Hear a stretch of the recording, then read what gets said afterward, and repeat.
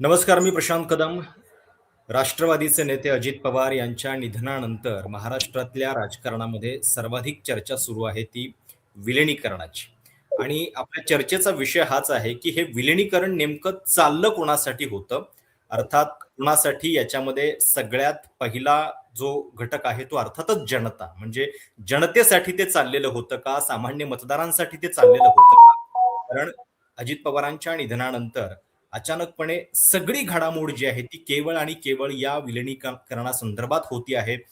सुनेत्रा पवारांचा शपथविधी झाला, तो घाईत झाला का? याच्यावरनं बरीच चर्चा चालू आहे. काल महाराष्ट्रातल्या एका अग्रगण्य दैनिकाने या संदर्भात एक विशेष लेख लिहिला. त्याच्यावरनं पण बरीच मतमतांतरं आहेत, की त्या चुकल्या का? वगैरे, वगैरे. आणि अ, काल दिवसभरामध्ये तर अतिशय महत्त्वाची 2 स्टेटमेंट आलेली आहेत. त्याच्यातलं एक पहिलं स्टेटमेंट जे आहे ते अर्थातच मुख्यमंत्री देवेंद्र फडणवीस यांचं आहे आणि त्यांचं म्हणणं असं होतं, की जर अशी काही चर्चा सुरू असती, तर अजितदादांनी मला सांगितलं असतं आणि आता ते असं म्हणतायत, की कुठलाही निर्णय घेण्यापूर्वी राष्ट्रवादी अजित पवार पक्षानं मित्रपक्ष म्हणून आम्हाला त्याची कल्पना देणं हे आवश्यक आहे किंवा तशी अपेक्षा त्यांनी व्यक्त केलेली आहे. साहजिक आहे, की आता विलिनीकरणाच्या चर्चांना ब्रेक लागलेला आहे का किंवा ते होणारच नाहीये का?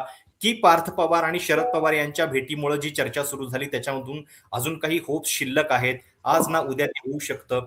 या सगळ्या संदर्भातली घडामोड जी आहे ती आपण समजून घेणार आहोत. सोबतच राष्ट्रीय अध्यक्षपदाचा जो सस्पेन्स आहे त्याच्याबद्दल थेट केंद्रीय मंत्री पियुष गोयल यांनी एक विधान केलं आणि प्रफुल्ल पटेलच आता अध्यक्ष होणार आहेत अशा पद्धतीचं एक विधान केलं. नंतर हे कसं गैरसमजातून झालेलं होतं ह्याच्याबद्दल त्यांनी स्पष्टीकरण पण देऊन झालेलं आहे. 2-3 दिवसामधल्या या सगळ्या घडामोडींचा हा अर्थ जो आहे तो आपण नेमका समजून घेणार आहोत. माझ्यासोबत आता 2 ज्येष्ठ पत्रकार आहेत. रोहित चंदावरकर सर आणि हनुमंत मोहिते सर. हनुमंत मोहिते सर सांगलीमधून आहेत.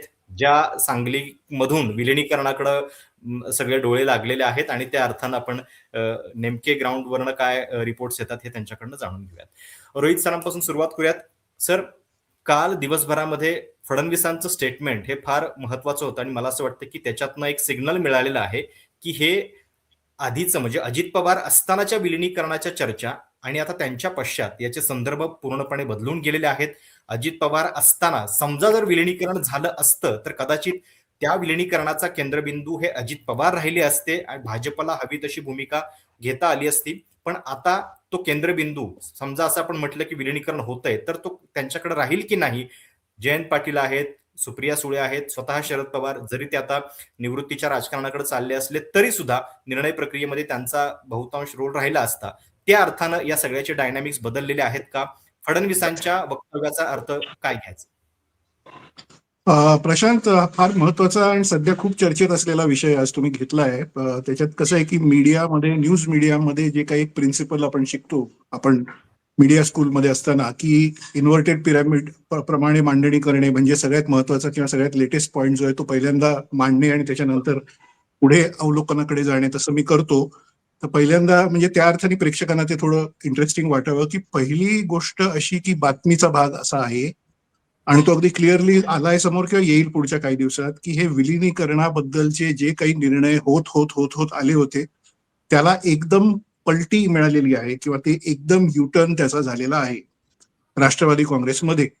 आता थोडस आपण बघू की अजित पवार यांचा अपघाती आणि अकाली असा जो मृत्यू झाला त्याच्यामुळे काय काय गोष्टी बदलल्या, कशा बदलल्या, याचं कारण दोन राष्ट्रवादी कसे एकत्र येत आहेत याच्याबद्दल मला वाटतं तुमच्याच शोवर आपण 11 डिसेंबरला पहिल्यांदा बोललो होतो आणि परत परत त्याची आठवण मी काढतो कारण तिथपासून त्या सगळ्या गोष्टी सुरू झाल्या. 12 डिसेंबरला वाढदिवस पवारांचा झाला, त्या निमित्ताने 11 तारखेला जे दिल्लीत पवार कुटुंबीय भेटले वगैरे तिथपासून. तर त्याच्यामध्ये क्लिअरली असं आहे की दोन्ही राष्ट्रवादी काँग्रेसला, तुमच्या थंबनेल प्रमाणे आपण बोलू की कोणासाठी हे विलिनीकरण होत होतं, तर दोन्ही राष्ट्रवादी काँग्रेसमधले पवार कुटुंबातले मुख्य सदस्य, सुरुवात शरद पवारांपासून करू. शरद पवार, सुप्रिया सुळे, जयंत पाटील वगैरे हे एका बाजूला, अजितदादा पवार, प्रफुल्ल पटेल, छगन भुजबळ, सुनील तटकरे हे दुसऱ्या बाजूला. हे दोन पक्ष जे आहेत त्या या सगळ्या टॉपच्या लोकांना डिसेंबरमध्ये असं वाटायला लागलं की राष्ट्रवादी काँग्रेसमधल्या विभागणीमुळे पक्षाचा डॅमेज फार जास्त प्रमाणात होत चाललाय आणि याची जाणीव त्यांना का झाली, तर त्याची जाणीव त्यांना झाली नगरपंचायत नगर परिषद निवडणुकांचे निकाल बघून. आणि क्लिअर आहे की विधानसभेमध्ये तर अजितदादांच्या बाजूचा जो राष्ट्रवादी पक्ष आहे त्याचा परफॉर्मन्स चांगला राहिला, बरा राहिला. 41 आमदार म्हणजे काय अगदी वाईट नाही. पण त्याच्यानंतरच्या वर्षभरात झालेल्या नगर परिषद आणि या सगळ्यामध्ये महापालिकांमध्ये सुद्धा जो परफॉर्मन्स दिसला तो अगदीच राष्ट्रवादीचं आता अस्तित्व राहतं की नाही अशा दिशेने जाऊ लागला. म्हणजे विशेषतः अजित पवारांचं पुणे आणि पिंपरी चिंचवड महापालिकांमधलं प्रदर्शन, ज्याला इंग्लिश हिंदीमध्ये म्हणतात, मी चुनाव में जो प्रदर्शन उन्होंने किया अशा अर्थाने मी म्हणतोय, जो परफॉर्मन्स त्यांचा दिसला तो, किंवा शरद पवारांचा 19 महापालिकांमध्ये एकही त्यांचा माणूस निवडून न येणं हा परफॉर्मन्स दिसला तो. यानंतर मला वाटतं या दोन्ही बाजूचे मी यांची नावं आता घेतली त्या सगळ्याच नेत्यांना असं वाटायला लागलं की विलिनीकरण म्हणजे आपण एकत्र काम केलं पाहिजे, एकत्र आलं पाहिजे वगैरे वगैरे. आणि त्या अर्थाने ते सुरू झालं. म्हणजे विलिनीकरण कोणासाठी आहे असा तुमचा जो थंबनेल आहे तो विलिनीकरण या सगळ्या नेत्यांसाठी, ज्यांची मी आता नावं घेतली त्यांच्यासाठी. त्या व्यतिरिक्त जयंत पाटील असतील, छगन भुजबळ असतील, बाकीचे प्रत्येक जिल्ह्यातले राष्ट्रवादीचे सदस्य असतील, त्यांनाही वाटायला लागलं. शशिकांत शिंदे ओपनली म्हणाले 4-5 मीटिंग झाल्या, काहीतरी यावर होईल असं दिसतंय वगैरे वगैरे. म्हणजे विलिनीकरणाच्या दिशेने यांचं काहीतरी सुरू होतं. त्याला विलिनीकरण शब्द वापरावा की नाही माहित नाही, पण एका चिन्हावर आपण सगळ्यांनी लढावं, जागा वाटप करून लढ.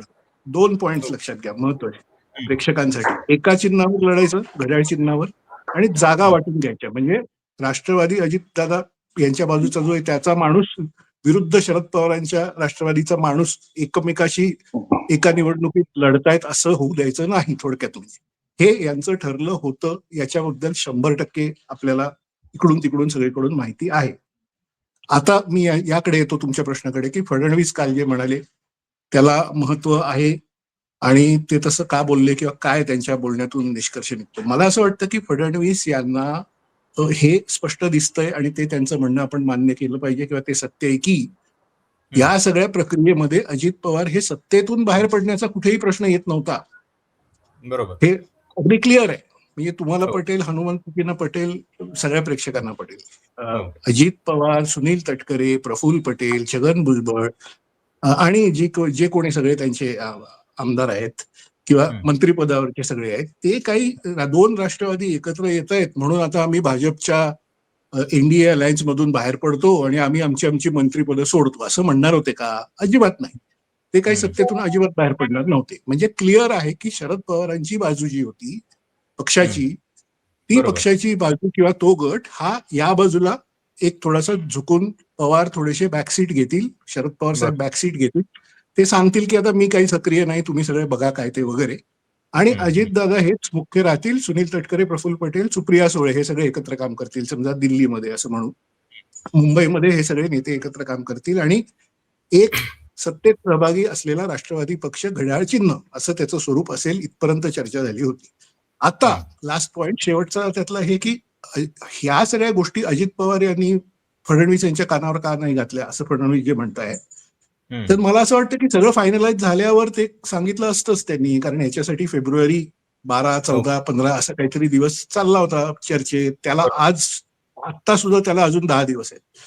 त्याच्यात अनेक गोष्टी फायनलाइज होणार असतील ना, अनेक गोष्टींमध्ये ठरणार असेल कोणी काय करायचं वगैरे. त्यामुळे हाही फडणवीसांचा प्रश्न, ज्याला काय लेजिटिमेट प्रश्न आहे की मला त्यांनी कानावर नाही घातलं, मला घातलं असतं असं नाहीये. प्रत्येकच गोष्ट परिवारातली किंवा महत्वाच्या गोष्टी फायनल होईपर्यंत त्या वरिष्ठ नेतृत्वाला किंवा आपण ज्या मंत्रिमंडळात काम करतोय त्या मंत्रिमंडळाच्या प्रमुखाला सांगितल्याच पाहिजेत, असा काही नियम नाही ना.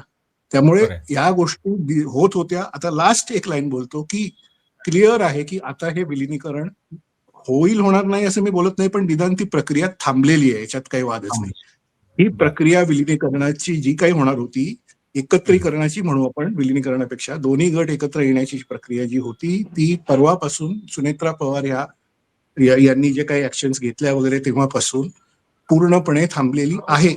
पुढे काय होईल हे आपण बघू. प्रशांत. ओके. म्हणजे याचा अर्थ स्पष्ट दिसतोय की भाजप ज्यावेळी अशी अपेक्षा व्यक्त करतो, म्हणजे त्याच्यामध्ये विसंगती पण आहे की एकीकडे काल फडणवीस पहिल्यांदा असं म्हणत होते की ते त्यांचा पक्ष स्वतंत्र आहे, त्यांच्याबद्दल जे काही निर्णय घ्यायचे ते सगळे ते निर्णय घेत असतात, खासदार कुणाला करायचंय, मंत्री कुणाला करायचंय याच्याबद्दलचे निर्णय पक्ष म्हणून ते घेत असतात.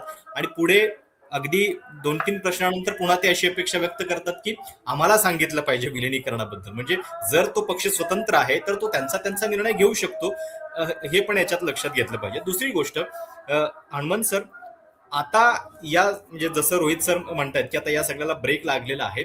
मुळात गेल्या 2-3 दिवसांपासून आपण बघतोय की ही सगळी स्टेटमेंट जी आहे ती केवळ आणि केवळ शरद पवारांच्या गटातले नेतेच व्यक्त करताना दिसत आहेत. व्हिडिओ आला, तो अचानकपणे आला तिकडे शपथविधी होण्याच्या आधी, आणि आता तटकरे असतील, पटेल असतील, भुजबळ असतील, हे याच्याबद्दल बोलताना दिसत नाहीयेत. तर हे जे डायनॅमिक्स बदललेलं आहे, मुळात ते सहभागी होते का या सगळ्या चर्चांमध्ये, इथपासूनचे प्रश्न आहेत.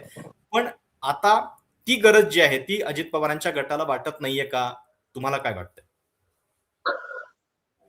प्रशांत, यातल्या 2-3 गोष्टी महत्वाच्या आहेत की म्हणजे आता म्हणजे मी राष्ट्रवादीच्या जवळजवळ सर्व म्हणजे राष्ट्रवादीची इकडची पण नेते आणि तिकडची पण नेते या सगळ्या नेत्यांशी आता गेली बरेच दिवस बोलतोय आणि आमच्याकडे त्या सगळ्या चर्चेचा केंद्रबिंदूच आमच्याकडे असल्यामुळे त्या बऱ्याच गोष्टींना इन्साइड आम्हाला सगळ्या या गोष्टी निदान पश्चिम महाराष्ट्रात तर माहिती आहेत. तर मुळात या सगळ्या चर्चेची सुरुवात सगळी ऑलरेडी जवळजवळ 3-4 महिन्यापासून सुरू आहे. म्हणजे हा 12 तारखेलाच 12 डिसेंबरचा हा निर्णय जाहीर करावा अशी स्वतः अजितदादांची इच्छा होती. पण त्यानंतर पुन्हा मग काही कायदेशीर गोष्टी, काही चर्चा, या सगळ्या गोष्टींची चर्चा सुरू होती आणि मग ती जबाबदारी पुन्हा मग सुप्रियाताई सुळे आणि राजेश टोपे यांच्याकडे देण्यात आली. नेमकं काय करायचं, कोर्टात कसं त्याचं चर्चा करायचं, तर इथपर्यंत ती चर्चा झालेली होती.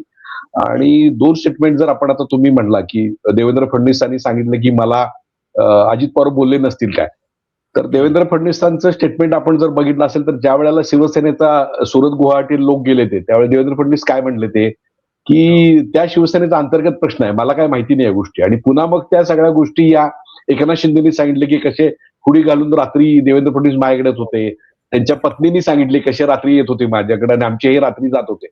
तर देवेंद्र फडणवीसांचं आत्ता म्हणणं तसंच आहे, मला हे माहिती नाही. तर ते काय म्हणले बोलताना की मला तारीख माहिती नाही आहे किती जाईल तरी, पण या गोष्टीची चर्चा म्हणजे ही ज्या वेळेला 2 राष्ट्रवादीच्या बड्या नेत्यांची चर्चा अमित शहाच्या बरोबर झाली त्याच वेळेला ती गोष्ट देवेंद्र फडणवीसांना माहिती होती आणि त्या गोष्टीची चर्चा झालेली होती. त्यानंतरच शिर्डीच्या अधिवेशनामध्ये ज्या वेळेला ते झाल्यानंतर आपले अजित पवार आणि अमित शहा बोलले तर अमित शहाच्या ग्रीन सिग्नल आला, त्यानंतर नरेंद्र मोदींशी चर्चा झाली आणि मग ते कन्वे झालं फडणवीसांच्याकडे.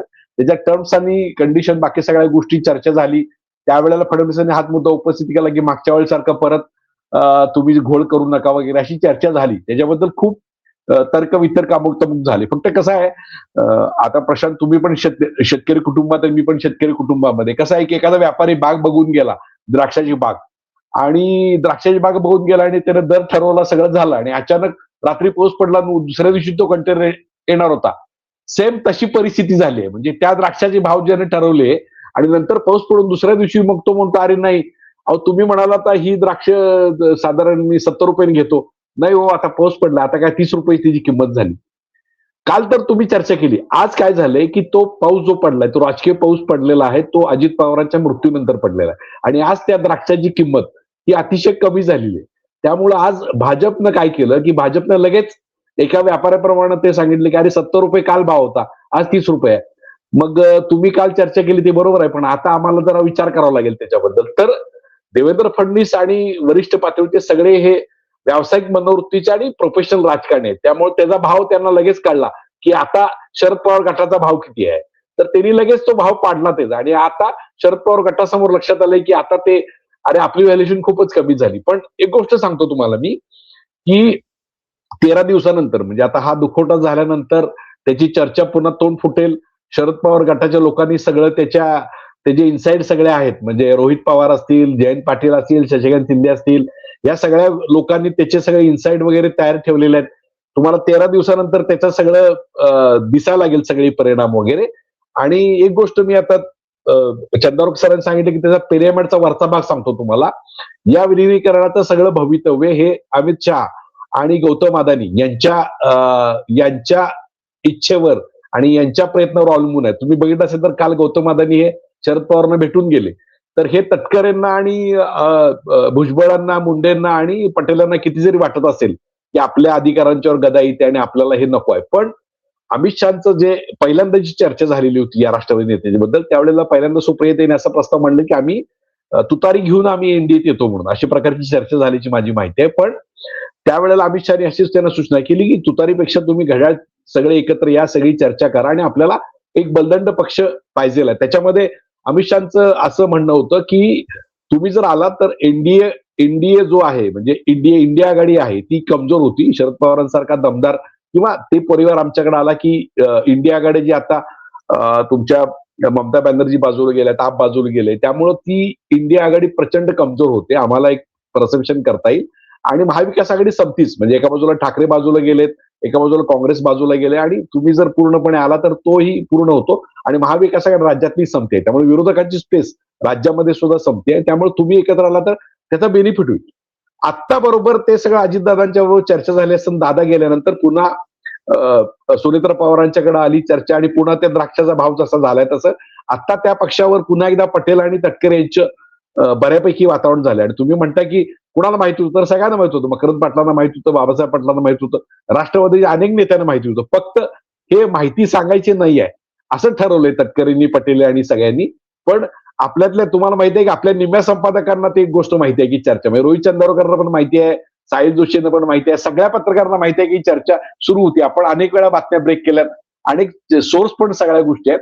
फक्त प्रॉब्लेम तो पाऊस पडल्याचा झालेला आहे. त्यामुळे त्याचा दर हा आता कमी झालाय आणि तो दर आता अमित शहा आणि गौतम अदानी ठरवतील. आणि त्यांनी ठरवल्यानंतर म्हणजे त्यांना जर वाटलं की आपल्याला शरद पवारांचा पक्ष हवाय आणि सगळं. आणि एक गोष्ट आहे की हे तुम्ही म्हणताय कशासाठी चाललंय, तर हे सगळं सत्तेसाठी सुरू आहे. म्हणजे राज्याच्या विकासासाठी सगळ्या गोष्टी सुरू आहेत आणि आपण गेल्या विकासासाठी काय काय सुरू आहे ते आपण बघतोय. सगळ्यांनाच विकास करायचा आहे, कोणच विकासात मागे राहू इच्छित नाही आहे. म्हणजे मग पश्चिम महाराष्ट्रात आम्हाला विकास हवा आहे, कोकणात त्यांना विकास हवा आहे, मराठवाड्यात त्यांना विकास हवा आहे आणि सगळ्यांची शर्यत लागली आम्ही विकास करणार म्हणून. आणि ते विकासामध्ये आपण मागं पडायला नको असं प्रत्येकाला वाटतंय. आमच्याकडे तर विकासासाठी गाडी घेऊन बसलेत लोक तयार होऊन, कधी एकदा विकास करतोय राज्याचा म्हणून असं. तर त्यामुळे ते विकासाच्या धावत्या गाडीत ते कुणासाठी चाललंय तर विकासासाठी चाललंय. पण मला अल्टिमेट आता ह्याच्यामध्ये आपण बोलूच परत चर्चेमध्ये, तर विकासाच्या शर्यतीत नेमकं पुढे काय होणार हे आपण बोलू. प्रशांत.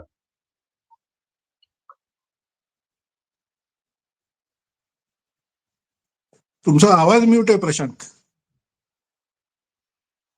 ओके.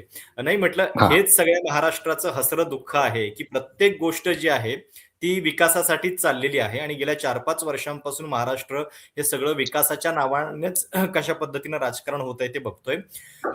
एक मुद्दा तुम्ही जो सांगितला आता की मुळात याच्यामध्ये भाव जो आहे तो आता पहिल्यासारखा राहिलेला नाहीये भाजपच्या दृष्टीने. आणि साहजिक आहे की आता जे विरोधक म्हणजे पवार ब्रँड आणि ठाकरे ब्रँड हे जर भाजपचे महाराष्ट्रातले दोन आव्हानं असतील तर पवार ब्रँड या सगळ्या घडामोडीमुळे कमजोर होत असताना पुन्हा त्याला खतपाणी घालण्याची चूक भाजप करणार नाही आणि याचा केंद्रबिंदू हा कायम या गटाकडे राहील हे सुद्धा त्यांच्यासाठी फार सोयीचं आहे. सर रोहित सर, म्हणजे सगळ्यात केंद्रस्थानी जो आहे तो साहजिक आहे की सामान्य माणूस मतदार असला पाहिजे. मला अजूनही या प्रश्नाचं उत्तर कळत नाहीये की आता आपण या विलिनीकरणाच्या चर्चा अजित पवारांच्या जाण्यानंतर साहजिक आहे की एका सहानुभूतीतून करतोय, अनुकंपेमधून करतोय. पण जर समजा ही बैठक 17 जानेवारीला झाली होती आणि 12 फेब्रुवारीला जाहीर करायचं ठरलेलं होतं, तर हे लोक जनतेला काय सांगणार होते? म्हणजे यांचा कॉमन मिनिमम प्रोग्राम काय असणार होता? कुठल्या गोष्टींवरती हे एकत्रित येणार होते? आणि जे शरद पवार भाजपच्या विरोधात म्हणजे अजित पवार वेगळं होण्याचं कारणच मुळात हे होतं की आता म्हणजे त्यांना सोबत जायचं आणि ह्यांना विचारधारा मान्य नव्हती. तर त्या विचारधारेचं नेमकं आता काय होणार होतं? तर या सगळ्यामध्ये जनतेसाठी नेमकं काय आहे? म्हणजे ही विलिनीकरणाची चर्चा इतक्या सहजपणे आपण पचवायची होती का? Good point. हे बघा 12 तारीख का किंवा फेब्रुवारीचा दुसरा आठवडा का, साधं त्यातलं उत्तर असं आहे. आणि जनतेला तुम्ही काय तोंड दाखवणार हे सगळं झाल्यावर, किंवा जनतेला काय खुलासा देणार की तुम्ही हे सगळं का केलं, कसं केलं वगैरे, याचं साधं प्रशांत एक कॅल्क्युलेशन असं आहे की मुळात 5 फेब्रुवारी ही जिल्हा परिषद निवडणुकांची तारीख ठरली होती, ती आता 7 फेब्रुवारी झालेली आहे. 7 फेब्रुवारीला जिल्हा परिषदेचं मतदान होणार आहे. मला वाटतं त्याच्या दुसऱ्या दिवशी किंवा 1-2 दिवसांनी, मला एक्झॅक्ट माहित नाही, मतमोजणी आणि निकाल जाहीर होतील. 9 एकदा हे जिल्हा परिषदेचे निकाल जाहीर झाले, फेब्रुवारी 8-9 जी काही तारीख असेल, 10, त्याच्यानंतर महाराष्ट्रामध्ये 3.5 वर्ष कोणतीही निवडणूक नाही. नगर परिषद निवडणुका होऊन गेल्या, महापालिका निवडणुका होऊन गेल्या, जिल्हा परिषद निवडणुका हा 10 फेब्रुवारीला संपलेल्या असतील प्रोसेस सगळी, आणि हम्म. विधानसभा वगैरे हे तर सगळं गेल्याच वर्षी झालेलं आहे. एकदा तुम्हाला पुढची 3 वर्ष कोणतीही निवडणूक फेस करायची नाही अशा स्टेजला तुम्ही आलात, जे की तुम्ही 12 फेब्रुवारी या दिवशी येणार आहात किंवा 10-11 फेब्रुवारी या दिवशी येणार आहात, त्याच्यानंतर कसली जनता आणि कसलं काय असं आहे ना. काय कोणाला काय म्हणायचं ते म्हणू द्या. म्हणजे जाहीरपणेच परवा कुठल्या तरी नेत्यांनी मंचावर कोणाला राग येत असेल तर येऊ द्या, पण परप्रांतीय येतात आणि नोकऱ्या इथे करतात आणि त्यांना नोकऱ्या मिळतात कारण मराठी माणूस आळशी आहे अशा अर्थाचं विधान केलं. आणि त्याच्यानंतर त्या नेत्यांनी असं म्हटलं की याबद्दल कोणाला काय राग आला मराठी तरुणांना तर येऊ द्या, आता 3 वर्ष निवडणुका नाहीयेत. हे जाहीर मंचावरून जर महाराष्ट्रातल्या नेत्यांनी म्हटलं असेल तर ते सगळ्यांच्या प्रत्येक नेत्याच्या मनात तेच आहे की आता 3 वर्ष निवडणुका नाहीयेत. त्यामुळे ज्या स्टेजला अशा स्टेजला तुम्ही पोचाल की जिथे पुढची 3 वर्ष तुम्हाला जनतेला सामोरं जायचं नाहीये, त्या स्टेजला तुम्ही जाहीर करा की आम्ही विलिनीकरण करतोय, या बाजूला जातोय, त्या बाजूला जातोय, जे काही करतोय. जनता काय करणार? एकदा मतदान संपलं की जनतेच्या हाती काहीच नाही ना 3 वर्ष पुढची. असा तो साधा खेळ आहे. म्हणून 12 फेब्रुवारीपर्यंत 17 जानेवारीच्या मीटिंगमध्ये सगळं ठरलेलं असताना सुद्धा 12 फेब्रुवारीपर्यंत का थांबणे, त्याचं उत्तर ते आहे. हा पहिला भाग झाला. महाराष्ट्राच्या राजकारणात 4 मोठे पक्ष आहेत असं आपण धरू. भारतीय जनता पक्ष, काँग्रेस, शिवसेना आणि राष्ट्रवादी काँग्रेस. दोन्ही राष्ट्रवादी हे एकच धरतोय मी, दोन्ही शिवसेना मी एकच धरतोय सध्या पुरता. ज्या रेफरन्समध्ये हे मी बोलतोय त्या अर्थाने मी सांगतो. याच्यातला केवळ राष्ट्रवादी काँग्रेस पक्ष असा आहे की ज्या पक्षाच्या जन्मापासून मी तो पक्ष बघतोय, म्हणजे त्या पक्षाचा जन्म शिवाजी पार्कला झाला त्या दिवसापासून, अर्थात मनसे हा दुसरा असा पक्ष आहे की त्या पक्षाचा सुद्धा जन्मापासून मी तो पक्ष बघतोय आणि जवळनं कव्हर केलाय आणि त्यातल्या सगळ्या मोठ्या नेत्यांना वारंवार भेटलोय वगैरे वगैरे गेल्या 20-25 वर्षामध्ये. काँग्रेस पक्ष अर्थातच माझ्या जन्माच्या खूप आधी स्थापन झाला. बाळासाहेबांची शिवसेना सुद्धा माझ्या जन्माच्या आधी स्थापन झाली आणि भारतीय जनता पक्ष 80 साली स्थापन झाला तेव्हा मी प्राथमिक शाळेत होतो, त्यामुळे ते जाऊ द्या. मुद्दा असा की आजचं आपलं डिस्कशन राष्ट्रवादीवर आहे. तो पक्ष मी त्याच्या जन्मापासून बघत आलोय, फार जवळून मी तो ऑब्झर्व केलाय किंवा अभ्यास केलाय त्याचा. तुम्हाला मी सांगतो की त्यांचं राजकारण हे पूर्णपणे 2-3 गोष्टींवर आहे. पहिली गोष्ट म्हणजे सत्ता केंद्रित राजकारण आहे. इथे बसलेले हनुमंतजी सगळ्यांना ते माहितीये, चांगलं जवळून माहितीये. दुसरं म्हणजे त्यांचा प्रत्येक जिल्ह्यातील बहुजन नेता किंवा स्ट्रॉंगमन जो कोणी आहे त्यांची साखळी बांधणे किंवा त्यांची मोळी बांधणे अशावर आहे. म्हणजे त्याच्यात एक जातीय कॅल्क्युलेशन आहे. बहुजन नेता त्या जिल्ह्यातला जो कोण पॉवरफुल आहे त्यांना बरोबर घेऊन पवारांनी पक्ष काढला. आणि तिसरी गोष्ट म्हणजे तिसरी महत्वाची गोष्ट पक्षाची म्हणजे हा पवार फॅमिली केंद्रित किंवा पवार फॅमिली हे त्याचं मॅग्नेट असलेला पक्ष आहे. आता या 3 गोष्टींवर या पक्षाची वाटचाल चालू आहे, चालू राहणार. मध्ये काही विभागणी झाली असेल, अमुक झालं असेल, काही असेल. पवार फॅमिली ही माझ्या दृष्टीने कौटुंबिक दृष्ट्या तर एकत्रच राहिलेली आहे. अनेक वेळा त्यांच्या भेटीगाठी होत आलेल्या आहेत. विशेषतः सुप्रिया सुळे आणि अजित पवार यांचं नातं हे व्यवस्थित चांगलं राहिलेलं आहे. काही त्याच्यामध्ये कटुता नव्हती, कधी काही नव्हतं. त्यामुळे ते पवार फॅमिली केंद्रित असं सगळं आहे. येणाऱ्या काळामध्ये त्यांना असं दिसतंय की पुढे आपल्याला अनेक वेगवेगळे कॉम्प्रोमाइज कदाचित करायला लागतील. काही तत्व बाजूला ठेवून आपल्याला काही करावं लागेल. कारण भाजपने जे काही राजकारण महाराष्ट्रात आता राजकारणामध्ये यश मिळवलंय, कारण सगळ्यात मोठा पक्ष भाजप झालाय, त्याची शेवटची स्टेज जिल्हा परिषदांवर ताबा मिळवणे हीच भाजपची होती. विधानसभेवर ताबा आहे, महापालिकांवर ताबा आहे, नवी मुंबई, ठाणे, पुणे, पिंपरी चिंचवड, मराठवाडा आणि विदर्भातही आहेच. म्हणजे प्रश्न महत्वाचा, जिल्हा परिषद निवडणुकांमध्ये ताबा मिळवणे हे भाजपचं आता टार्गेट होतं 1 आठवड्यापूर्वीपर्यंत. आणि त्यांना असं दिसत होतं की ते आपण करतोय, आता ते होतंय, तेही होतंय. त्यामध्ये अजित पवार यांच्या निधनामुळे मोठा ट्विस्ट आलेला आहे. राजकारण असं आहे की आता तुम्ही बघा की एक मोठी सिंपतीची वेव प्रचंड मोठ्या प्रमाणावर पश्चिम महाराष्ट्र, मराठवाडा, उत्तर महाराष्ट्र वगैरे मध्ये दिसेल तुम्हाला. कोकणात एवढी नाही, पण बाकी सगळीकडे दिसेल. त्याचा परिणाम असा आहे की भारतीय जनता पक्षाने एक पाऊल थोडं मागे टाकून आता निदान या जिल्हा परिषदा तरी जाऊ द्या, त्या सोडू आपण आता. त्याच्यात काय फार म्हणजे हे करायला नको, काय लढाऊ बाण्याने उतरायची वगैरे काही आता गरज नाही. जाऊ द्या, सध्याचं वातावरण बघता जिल्हा परिषदेवर राष्ट्रवादीला ताबा मिळेल तो त्यांना ठेवू द्या अशी भूमिका घेतली आहे. यामुळेच काल फडणवीस स्पष्टपणे म्हणाले की महाराष्ट्रात गेल्या 3-4 दिवसात ज्या काही गोष्टी झालेल्या आहेत त्याच्यात मी निर्णय असा घेतला की जिल्हा परिषद प्रचारामध्ये मी उतरणार नाही. देवेंद्र फडणवीस यांच्यासारख्या आक्रमक आणि अत्यंत काय म्हणायचं त्याला, अँबिशियस म्हणजे काय महत्वाकांक्षी नेत्यांनी महाराष्ट्रातल्या 12 जिल्हा परिषदांच्या निवडणुकांमध्ये प्रचारात मी उतरणार नाही असं सांगणं मीडियासमोर मुंबईमध्ये, याचा अर्थ काय होतो? याचा अर्थ सरळ असा होतो की भारतीय जनता पक्षाला लक्षात आलेलं आहे की या जिल्हा परिषदा राष्ट्रवादीकडे जाणार, सिंपथी वेमुळे जाणार, सगळं काय काय होणार, आणि त्याच्यात आपण उतरून उगीच पराभव स्वीकारला असं दिसायला नको. आपण आधीच सांगू की आम्ही काही प्रचारात उतरत नाही आहोत, अजितदादांना श्रद्धांजली देत आहोत. पुढची गोष्ट काय होईल याच्यातून लक्षात घ्या, एकदा 12 जिल्हा परिषदांवर राष्ट्रवादीचा ताबा आला आणि सुनेत्रा पवार असतील किंवा अन्य कोणी असतील त्यांच्या नेतृत्वाखाली, प्रफुल्ल पटेल, सुनील तटकरे, छगन भुजबळ, बाकी सगळे नेते यांच्या नेतृत्वाखाली या 12 जिल्हा परिषदांमध्ये राष्ट्रवादी काँग्रेसचं वर्चस्व राहणार. ही हनुमंत मोहिते साहेब यांच्या शब्दात सांगायचं तर द्राक्षाचा भाव परत वाढण्याची प्रक्रिया आहे. म्हणजे ते बार्गेनिंग त्यांना प्रवेश भाजपने एवढे करून ठेवलेत, एवढे नेते पळवून ठेवलेत की म्हणजे आता मी ज्या साताऱ्यात आहे त्या साताऱ्यामध्ये जो राष्ट्रवादीचा बालेकिल्ला होता तिथं सुद्धा सगळे नेते आता भाजपचे इतके पॉवरफुल आहेत की ती जिल्हा परिषद अजित पवारांच्या हातामध्ये येणं अवघड आहे. त्यामुळे दोन गोष्टी पटकन त्यातल्या सांगतो आणि थांबतो की त्याच्यात दोन गोष्टी आहेत. पहिली गोष्ट म्हणजे जिल्हा परिषदेचं ऑपरेशन तुम्हाला दोघांनाही चांगलं माहिती आहे, प्रेक्षकांनाही माहित असेल, ते असं आहे की त्याच्यामध्ये जो सिव्हिल सर्व्हिस IAS मधला जो काही मुख्य कार्यकारी अधिकारी असतो किंवा असते, महिला किंवा पुरुष, म्हणजे CEO जिल्हा परिषद, त्यांच्या हाती खूप असतं, त्यांच्या हातात ठेवून ते चालवता येतं. म्हणजे कुठल्या पक्षाकडे कल आहे मतदानातला हे काही झालं तरी शेवटी भाजपचा त्या अर्थाने ताबा आर्थिक बाबतींमध्ये जिल्हा परिषदांवर राहणार, कारण CEO जिल्हा परिषदेचं तेच सगळं ठरवत असतात. दुसरा पॉइंट असा की ह्या सगळ्या प्रोसेसमध्ये थोडंसं मानसिकदृष्ट्या महाराष्ट्रातलं वातावरण, एक सिंपथी वेव, भावना वगैरे हे सगळं आहे, म्हणून भाजपने हा धोरणाचा भाग घेतलाय की आपण आक्रमकपणे हिरिरीने या प्रचारात उतरायला नको, राष्ट्रवादीला हे सगळं घेऊ दे, वातावरण शांत होईल, 2-4 महिने जातील, काही आणखी होईल, त्याच्यानंतर ऑपरेशन कमळ हा भाग तर राष्ट्रव्यापी धोरणाचा भाग आहेच ना. म्हणजे तो निवडणुकांच्या आधी सुद्धा होत आलेला आहे, निवडणुकींच्या नंतर सुद्धा होत आलेला आहे.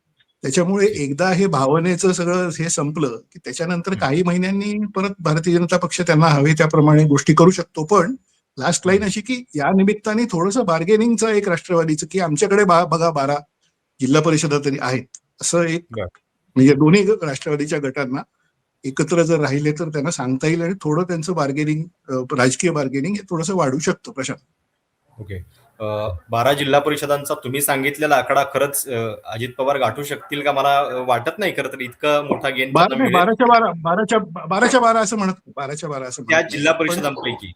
ओके, 12च्या 12 मिळतील असं मी म्हणत नाहीये, पण बऱ्यापैकी जे आधी मिळणार होतं त्यापेक्षा जरा सिंपथी वेव्हमुळे बरंच जास्त मिळेल एवढंच म्हणतो.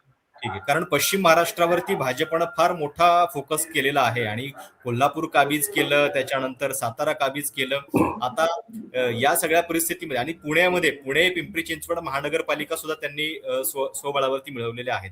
ठीक आहे, आपण बघूयात. म्हणजे हा मुद्दा पण आहे की सहानुभूतीचा फायदा नेमका कसा प्रतिबिंबित होतोय आणि जिल्हा परिषदेमध्ये अजित पवार गटाची ताकद किती दिसते, त्या अर्थानं पुन्हा काही डायनॅमिक्स बदलतंय का थोडंसं, हा पण एक म्हणजे लक्षात घेण्यासारखा मुद्दा असेल.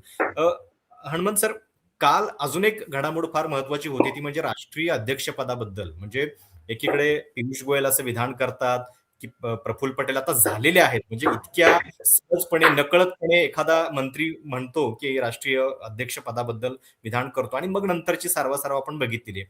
घटनेनुसार कार्याध्यक्ष आता प्रफुल्ल पटेल आहेत, त्या दृष्टीनं राष्ट्रीय कार्यकारिणीची बैठक होऊन नंतर वगैरे सगळ्या गोष्टी होणार हे आता आपल्याला माहितीये.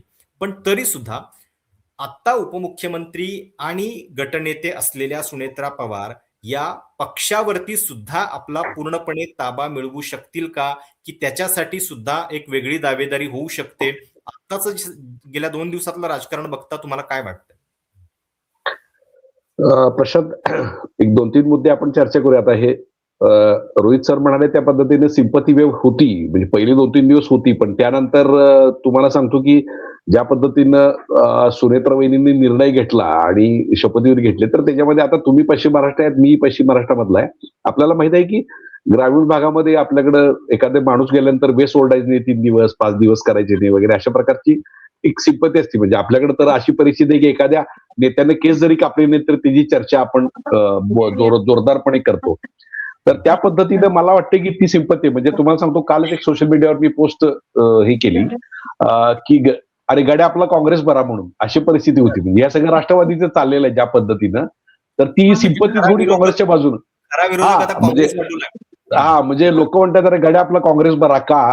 तर आता तुम्हाला सांगतो सांगलीत सुद्धा काँग्रेसचं एवढं सगळं असताना सुद्धा 18 नगरसेवक त्यांची निवडून आली. मी आता रोहित सरांच्या माहितीसाठी सांगतो की सांगली जिल्हा परिषदमध्ये तर राष्ट्रवादी सत्ता येण्याची शक्यता नाही.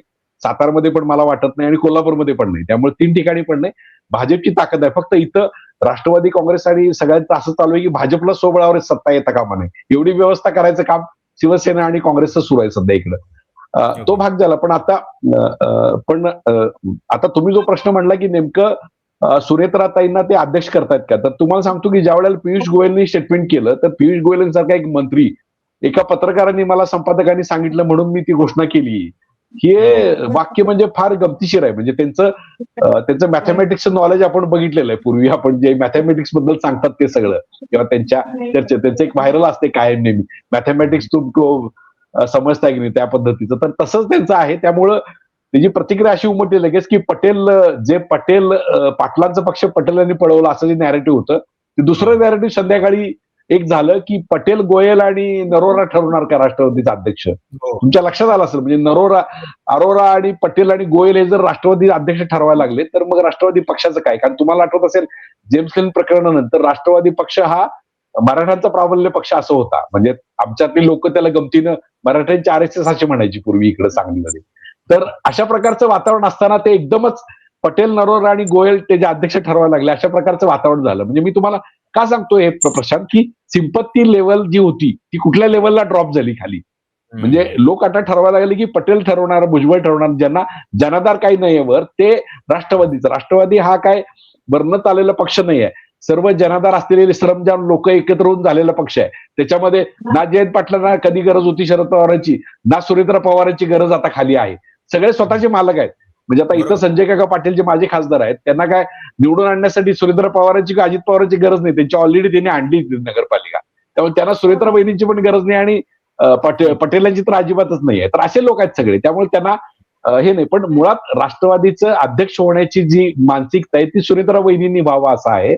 आणि हेच जे तिथं त्या दिवशी म्हणजे आता हे इन्साईड स्टोरी आहेत तिथल्या की ज्या वेळेला तिथं उपमुख्यमंत्री पद सुनेत्र म्हणजे ज्या दिवशी अजित पवारांचं निधन झालं आणि निधनानंतर त्यांच्या पार्थिवाला अंत्यसंस्कार द्यायच्या त्या दिवशीच संध्याकाळी तिथं एक प्रसंग घडला सगळ्या आमदारांनी खासदारांसमोर त्यांच्या घरातल्या व्यक्तीने की आता उद्या आपण सुनेत्र वहिनींना आपण उपमुख्यमंत्री करणार आणि मी असं राज्यसभेवर जाणार वगैरे वगैरे अशा प्रकारचं. तर सगळे अवाक झाले एकदम की काय सगळा विषय आहे सगळा. आणि तिथं सांगलीतले सगळे लोक पण उपस्थित होते सगळे आमदार खासदार पण होते. तर त्याच वेळेला हा सगळा विषय झाला आणि हे सगळ्या गोष्ट अपरिपक्वतेच्या गोष्टी झाल्यानंतर तिथं पवार फॅमिलीकडे असं केलं की आपण थंड डोक्याने हा विषय करू. पण ज्या गोष्टीची भीती पवार फॅमिली होती त्याच गोष्टी पुन्हा घडत गेल्या.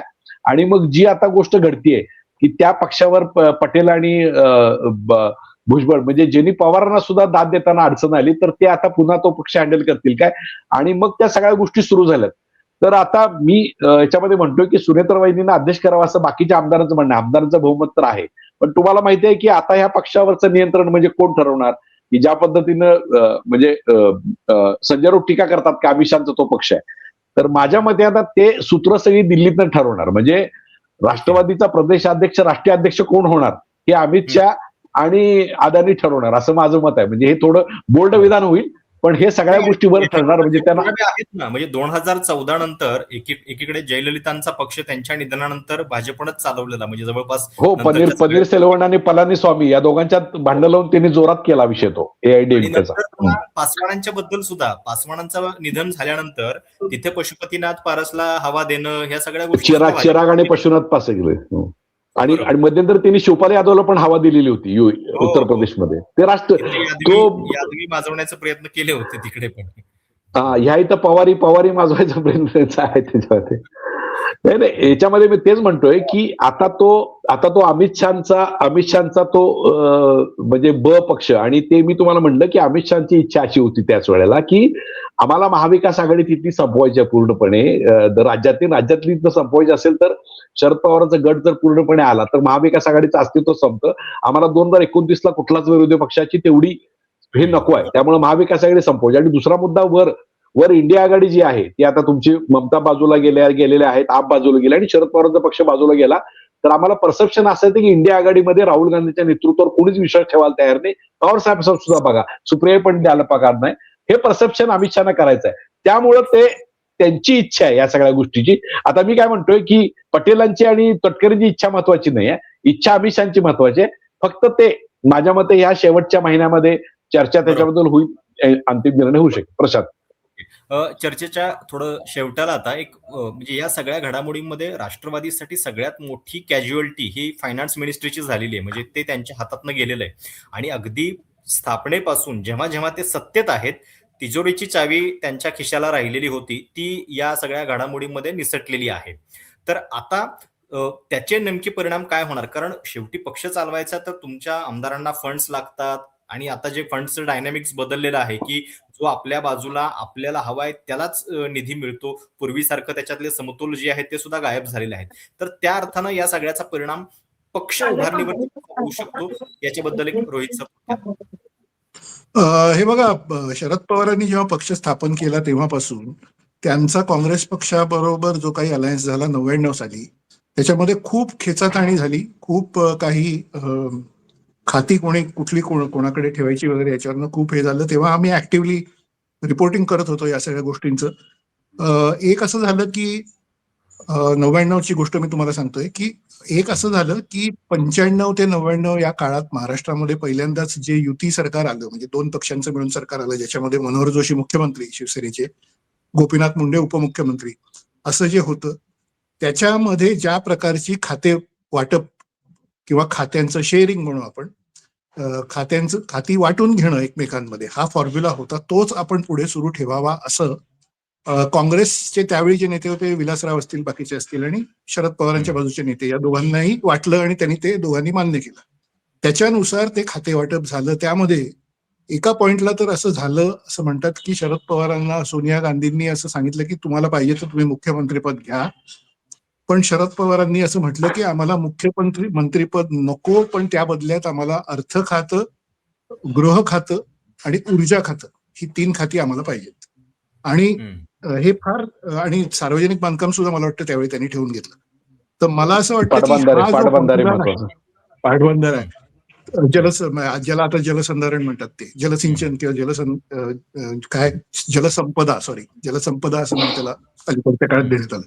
तर शरद पवारांना हे लक्षात आलं की आपल्या सगळ्या राजकारणामध्ये, म्हणजे त्यांना पहिल्यापासूनच हे माहित होतं की गृह खातं हे फार महत्वाचं आहे, कारण राज्यातली सबंध पोलीस यंत्रणा हातात राहते, आणि फायनान्स महत्वाचं आहे, कारण सगळा निधी, सगळ्या योजना, सगळं त्यातून चालतं. विकासाची कामं सगळी आपल्याला कंट्रोल करता येतात, म्हणून त्यांनी तसा डील केला. आता कमिंग टू प्रेझेंट, मला असं वाटतं की अजित पवार हे त्या अर्थाने शरद पवारांचेच राजकीय शिष्य होते, त्यामुळे त्यांना लक्षात आलं की आपण जर बाजू बदलून महाविकास आघाडी सोडून महायुतीमध्ये येणार असू तर पहिली गोष्ट म्हणजे अर्थ खातं काही करून आपण घेतलं पाहिजे, म्हणून त्याच्यावर त्यांनी प्रचंड आग्रह करून ठाण मांडून बसून ते करून घेतलं आणि अर्थ खातं घेतलं. तर भारतीय जनता पक्ष हा शरद पवारांचं 99 सालचंच म्हणणं डोक्यात ठेवून त्याप्रमाणेच पावलं टाकत आहे की गृह खातं पहिलं देवेंद्र फडणवीस यांनी स्वतःकडे ठेवलं, कायमच ठेवलं, आणि आता फायनान्स सुद्धा आपल्याकडे पाहिजे असा त्यांचा आग्रह आधीपासून होता, बराच काळ होता, तो त्यांनी आता या निमित्ताने करून घेतलेला आहे. देवेंद्र फडणवीस आता काल म्हणाले बाईट देताना की हे बजेटसाठी मी केलंय, बजेट एकदा झालं वगैरे की त्यानंतर बघू वगैरे, पण मला असं वाटतं की it will be difficult for NCP to get back finance. दुसरा महत्वाचा भाग जो आपल्या चर्चेत आणला पाहिजे, तुमच्या प्रश्नात नसला तरी, तो असा की अजित पवार हे एकाच वेळी असंख्य गोष्टी हँडल करत होते, आणि तेवढी कार्यक्षमता, तेवढा आवाका हा त्यांचा सगळा होता, तेवढी एनर्जी वगैरे. तर त्यामध्ये महत्वाचा भाग येतो पुणे आणि बीड या जिल्ह्याचे पालकमंत्रीपद, आणि त्याला फार महत्व आहे, कारण डीपीडीसी मध्ये कसा कंट्रोल सगळ्या जिल्ह्यांवर हा पालकमंत्र्याचा असतो हे तुम्हाला माहिती आहे, आणि त्यामुळेच त्यांनी आग्रहाने ते पण एक पद स्वतःकडे ठेवलं होतं. धनंजय मुंडे यांच्या राजीनाम्यानंतर त्यांना बीडचंही पालकमंत्रीपद स्वतःकडे त्यांनी घेतलं. पण पुण्याचं पालकमंत्रीपद आणि बीडचं पालकमंत्रीपद याचं काय होणार, हा एक मोठा भाग आहे. ज्या पद्धतीने पुण्यात तुमची प्रेक्षक संख्या खूप असेल, खूप लोक पॉलिटिकली ऍक्टिव्ह आहेत वगैरे, सगळ्यांना माहिती आहे. पश्चिम महाराष्ट्राचं केंद्र असलेला पुणे जिल्हा हा ज्या पद्धतीने भारतीय जनता पक्षाने ताब्यात घेतलेला आहे, आता महापालिकाही ताब्यात घेतली, सगळं केलंय वगैरे, त्या सगळ्या गोष्टी पाहता पुणे जिल्ह्याचं पालकमंत्रीपद परत चंद्रकांत दादा पाटील हे स्वतःकडे घेणार की काय, असा प्रश्न माझ्या मनात येतोय. आणि कदाचित तसं होईल, हे तुम्ही बघा. बीड बद्दल मला आता काही माहिती नाही, पण बीडचं काय होतं तेही आपल्याला बघायला लागेल. कारण महाराष्ट्रातला पॉलिटिकली अत्यंत ऍक्टिव्ह भाग जिल्हा कुठला असेल तुम्हाला सगळ्यांना माहितीये, दोघांनाही माहितीये, तो बीड हा आहे. बीड इतकं पॉलिटिक्स मला वाटतं महाराष्ट्रात कुठल्या इतक्या जबरदस्त पद्धतीने पोलराइज्ड पॉलिटिक्स हे दुसऱ्या कुठल्या भागात होत नसेल. त्यामुळे तोही जिल्हा भाजपला हवाय आणि राष्ट्रवादीलाही म्हणजे सुनेत्रा पवार यांच्या नेतृत्वाखालील राष्ट्रवादीला सुद्धा तो जिल्हा हवा असणार. त्याच्यात काय होतं ते बघायचं. त्यामुळे थोडक्यात संपवताना असं सांगतो की mister Ajit Pawar use to wear many hats, असं मी म्हणतो, इंग्लिशमध्ये जसं म्हणतात की त्यांच्या शिरावर अनेक हे होत्या, पगड्या होत्या, वेगवेगळ्या वेळी वेगवेगळ्या ते घालत होते. एक मंत्रिपदाची होती, एक अर्थमंत्रीपदाची होती, एक एक्साईज मिनिस्टर ही होती, एक एनसीपीचे अध्यक्ष ही होती, एक पुणे जिल्हा पालकमंत्रीपद ही होती, एक बीड जिल्हा पालकमंत्रीपद ही होती. असंख्य पगड्या त्यांच्या डोक्यावर किंवा फेटे त्यांच्या डोक्यावर होते, मेनी हॅट्स असं आपण म्हणू. त्यातल्या कुठल्या कुठल्या पगडीवर भाजप कब्जा करत आहे हा माझ्या दृष्टीने प्रश्न आहे. फायनान्स पासून सुरुवात झालेली आहे, पुढे काय काय होतं ते बघू. प्रशांत. ओके.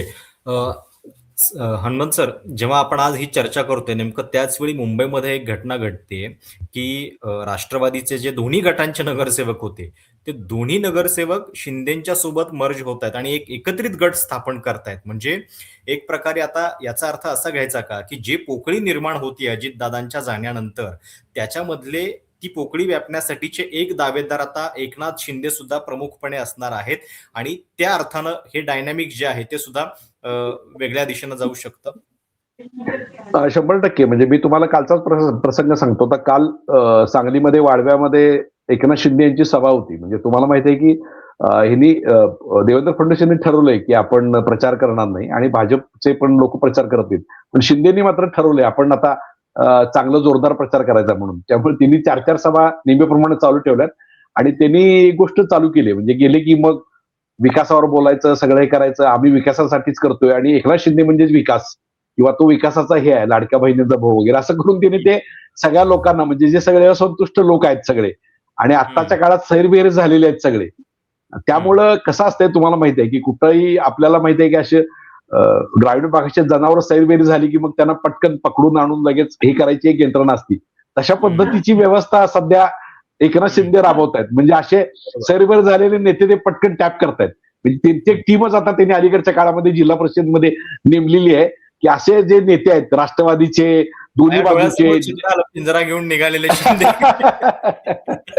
नाही, कसं आहे, जी अपॉर्च्युनिटी आता आपण बोलताना की जी अपॉर्च्युनिटी आपण फायनान्स मिनिस्ट्री बद्दल जे बोलतोय, म्हणजे देवेंद्र फडणवीसांची खूप दिवस इच्छा होती की त्यांनी म्हणजे जयंत पाटलांच्याकडे ज्यावेळी मार्गदर्शन करून पुस्तक लिहिलं, मी अर्थ खात्याच्याबद्दल पुस्तक लिहिलं, त्यावेळी त्यांची स्वतःची इच्छा आता त्यांनी बोलून दाखवली होती त्यांच्याकडे की आता महाराष्ट्रामध्ये 1 ट्रिलियनची इकॉनॉमी करण्याच्या दृष्टीनं मला पुढे जायचं आहे आणि त्यासाठी मला स्वतःलाच अर्थसंकल्प सादर करायचा आहे. त्यामुळे तुमच्या आयडिया सगळ्या देऊन आपण करूया महाराष्ट्र. म्हणजे त्यांना कसं आहे की ज्या पद्धतीने नरेंद्र मोदींनी गुजरात मॉडेल उभा केलं तशा पद्धतीचं महाराष्ट्राचं मॉडेल त्यांना उभा करायचं आहे आणि ह्या बजेटमध्ये ते डेव्हलप करतायत 1 ट्रिलियन इकॉनॉमी वगैरे. त्यामुळे त्यांच्या डोक्यात आता तो विषय आहे. आता त्यांना जर एवढी अपॉर्च्युनिटी दिसत असेल देवेंद्र फडणवीसांना, तर साहजिकच एकनाथ शिंदेने अपॉर्च्युनिटी आहे. आता एकनाथ शिंदेच्या दृष्टीने मी त्यांच्याशी एका जवळच्या लोकांशी बोललो तर ते म्हणले आमच्या MMRDच्या आमच्यामध्ये आमच्या पक्षाचा गळा दाबायला सुरू केलेला आहे भाजपनं, कोकणामध्ये आमचा गळा दाबायला सुरू केलेला आहे. त्यामुळे आम्हाला स्पेस राहिली ती पश्चिम महाराष्ट्रामध्ये सांगली, सातारा, कोल्हापूरमध्ये आम्हाला आता थोडंसं मोकळं दिसतंय, त्यामुळे इथे गळा दाबतो आम्ही. त्यामुळे त्यांनी आता इकडे लक्ष केंद्रित केलेलं आहे. त्यामुळे त्यांनी एका बाजूला शंभूराज देसाई तुमचे सातारचे पालकमंत्री आहेत, इकडे कोल्हापूरचे पालकमंत्री आबिटकर आहेत, आता सांगलीमध्ये सुहास बाबर वगैरे आहेत. त्यामुळे तिने आता काय केलंय की आपले पंख विस्तारासाठी इकडे सुरू केलेलं आहे. त्यामुळं ते पुढच्या काळामध्ये तुम्ही जर बघेल तर, आणि मी तुम्हाला दुसरा एक मुद्दा माझ्या चर्चेत, हा तुमचा विषय म्हणजे तुम्ही विचारलं नाही पण रोहित सरांसारखं मी पुढे ऍडव्हर्टाइजमेंट सांगतो की त्यांचं स्वप्न आहे की सहकार क्षेत्र आणि साखर लॉबीवर कब्जा करण्याचं एक देवेंद्र फडणवीसांची इच्छा आहे. म्हणजे अजित पवारांच्यामुळे पवार फॅमिलीचं वसंतदास शुगर इन्स्टिट्यूट, राज्य सहकारी बँक, राज्य साखर संघ याच्यावर नियंत्रण आहे. ते नियंत्रण मिळवल्याशिवाय महाराष्ट्रावर पूर्णपणे स्वबळावर सत्ता येणार नाही, हे देवेंद्र फडणवीसांना माहित आहे. ज्या पद्धतीनं आपण गुजरातमध्ये बघितलं, अमित शहानी पूर्ण सरकार ताब्यात घेतला आणि आज गुजरात पुन्हा काँग्रेसला ताब्यात घेणं शक्य नाही. तशा पद्धतीची व्यवस्था तयार करायची असेल इथं, म्हणजे जो फरक आहे, तर ते सहकार क्षेत्र काबूत करायचं. त्यामुळे ते सुद्धा आता बरेच लोक टॅप करतायत की जे साखर संघावर आणि शुगर लॉबीवर कब्जा करून आहेत. अजित पवार हे पूर्णपणे, जसं रोहित सर म्हणाले की सगळ्या बाजून होते, म्हणजे कबड्डी असोसिएशन पासून ते साखर संघ, दूध संघ वगैरे सगळ्यावर कंट्रोल करून होते. तो कंट्रोल सुनेत्रा पवारांना शक्य नाही करणं, तो सगळा टेक्निकली आणि सगळ्या गोष्टी, तर तो सगळा कंट्रोल हवाय ह्यांना, आपल्या देवेंद्र फडणवीस सर. म्हणजे अर्थ खातं त्या दृष्टीने महत्वाचं आहे, बाकी सगळ्या गोष्टी आहेत. त्यामुळे तुम्हाला पुढच्या काळामध्ये महाराष्ट्राचं राजकारण एक वेगळ्या डायनेमिकवर दिसेल आणि त्याच्यामध्ये शिंदे सुद्धा असतील, लक्षात ठेवा, या पळापळीवर. प्रशांत, ते वेगळं डायनामिक्स म्हणजे महाराष्ट्राची गुजरात सारखी एकपक्षीय राजकारणाकडे वाटचाल होतीये का, हे आपल्याला बघावं लागेल. कारण विरोधक इतके क्षीण झालेले असताना महाराष्ट्रामध्ये अर्थात त्याला पर्याय म्हणून दोन महत्वाचे प्रादेशिक पक्ष आहेत, ते आपल्या अस्तित्वासाठी महाराष्ट्र, उत्तर प्रदेश आणि राजस्थान सारख्या विकासाच्या वाटेवर गेलं तर मला आश्चर्य वाटणार नाही पुढच्या काळात. विकासाची वाट दाखवली जाते. खूप खूप धन्यवाद तुम्हा दोघांचे, आणि खूप वेगवेगळे अर्थ या संपूर्ण घडामोडींचे आम्हाला तुमच्याकडनं ऐकायला मिळाले. पुढच्या काही दिवसांमध्ये पुन्हा एकदा ज्या घडामोडी घडतायत त्याच्यावरती आपल्याला बोलावं लागेल, कारण विलिनीकरणासंदर्भात काही नवीन गोष्टी ज्या आहेत त्या शरद पवार गटाकडनं बाहेर येऊ शकतात, त्याच्याबद्दल बोललं जाईल. पुन्हा निकालानंतर काय होतंय या सगळ्याबद्दल पण आपण पुन्हा चर्चा करूयात. तुर्तास आपण इथे थांबूयात. ही चर्चा तुम्हाला कशी वाटली, तुमच्या काही सूचना असतील, प्रतिक्रिया असतील, आवर्जून कळवा. चॅनल सबस्क्राईब करायला विसरू नका.